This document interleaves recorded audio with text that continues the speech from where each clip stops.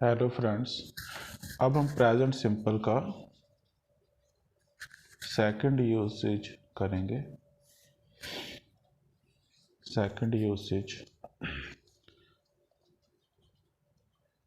देखिए, second usage क्या है इस टेंस का।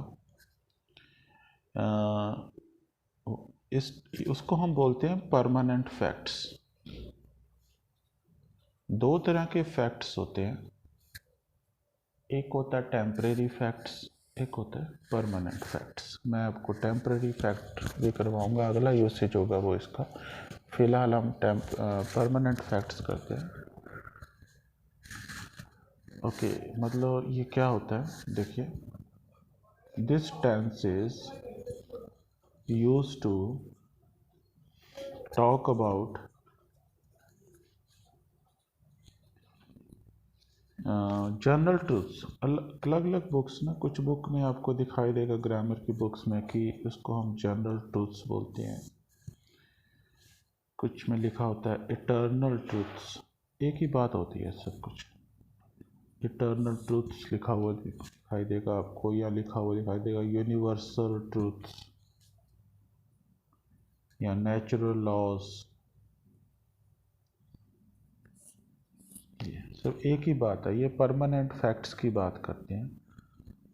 तो ये परमानेंट फैक्ट्स, ये कुछ इस तरह की बातें होती हैं जिनको हम किसी और टेंस में नहीं यूज़ करते। और टेंस मतलब कि हम इसको पास्ट में नहीं बोल सकते और फ्यूचर में भी नहीं बोलते। आमतौर पे हम इसको प्रेजेंट टेंस में ही बोलते हैं, और वो भी प्रेजेंट सिंपल टेंस में। प्रेजेंट में भी प्रेजेंट सिंपल टेंस में ही बोले जाते हैं। देखिए, कुछ सेंटेंसेस में लिखता हूँ तो आपको समझ आ जाएगी। अभी जैसे फर्स्ट सेंटेंस है, मैं कहूँ पेरेंट्स लव देयर किड्स या चिल्ड्रन, कुछ भी लिख लीजिए। भाई, माता पिता जो हैं अपने बच्चों को प्यार करते हैं। देखिए, ये एक ट्रूथ है, सच्चाई है, परमानेंट फैक्ट है। मतलब हम कभी ऐसे तो नहीं बोलेंगे कि माता पिता अपने बच्चों को प्यार करते थे, ठीक है। तो उससे ये जाएगा आइडिया कि क्या अब उन्होंने प्यार करना बंद कर दिया। वो तो पहले भी प्यार करते थे और अब भी प्यार करते हैं और करते रहेंगे, ठीक है ना। तो इस तरह के जो वाक्य होते हैं, सेंटेंसेस होते हैं। अभी आप और देखिए, जैसे हम बोलेंगे कि मान लीजिए ये है, मोस्ट प्लांट्स हैव लीव्स। ज़्यादातर पौधों में पत्ते होते हैं, ये फैक्ट है। ऐसे तो नहीं बोलेंगे कि ज़्यादातर पौधों में पत्ते होते थे। ये परमानेंट फैक्ट है, अभी भी है और आने वाले काफ़ी समय तक हो सकता रहेगा जब तक धरती है। Third, good students work hard. Good student work hard करते हैं। ओ सॉरी, वर्ड हो गया। गुड स्टूडेंट्स वर्क हार्ड, मेहनत करते हैं। अच्छे गुड स्टूडेंट्स, करते थे तो नहीं बोलेंगे हम, अच्छे स्टूडेंट काम करते थे। अगर वो अच्छे हैं तो वो अभी भी करते हैं, तभी तो उनको अच्छे बोल रहे हैं। और देखिए, जैसे monsoon season arrives in northern India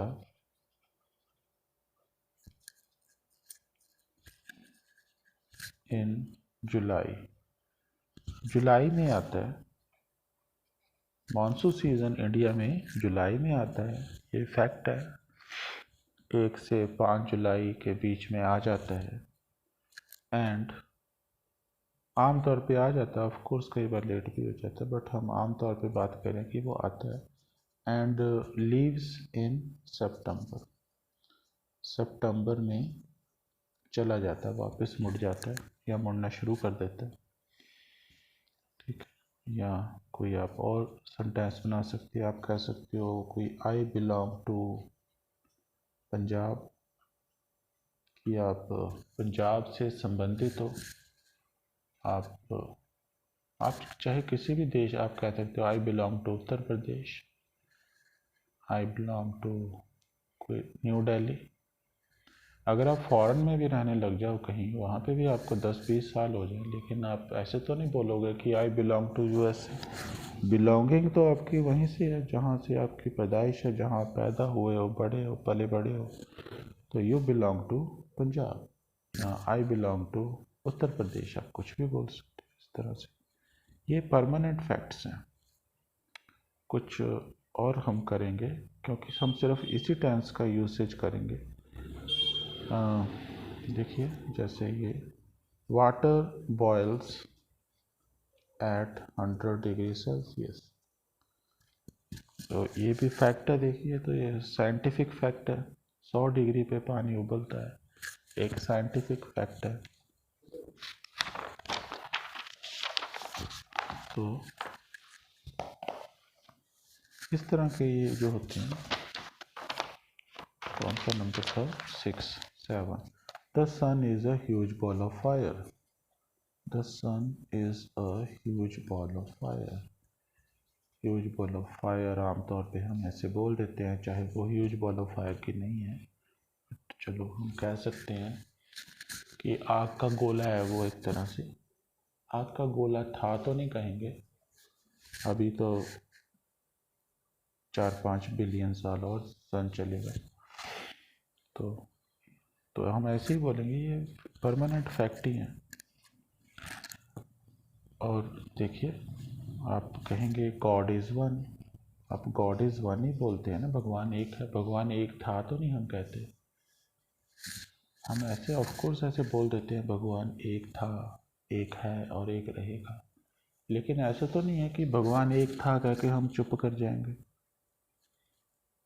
तो ये पक्का आता है प्रेजेंट में, भगवान एक है। ठीक है।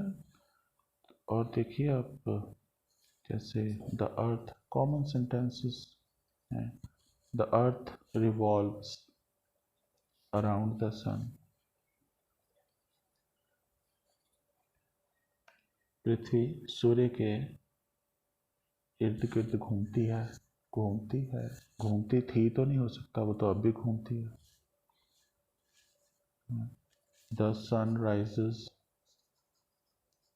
इन द ईस्ट।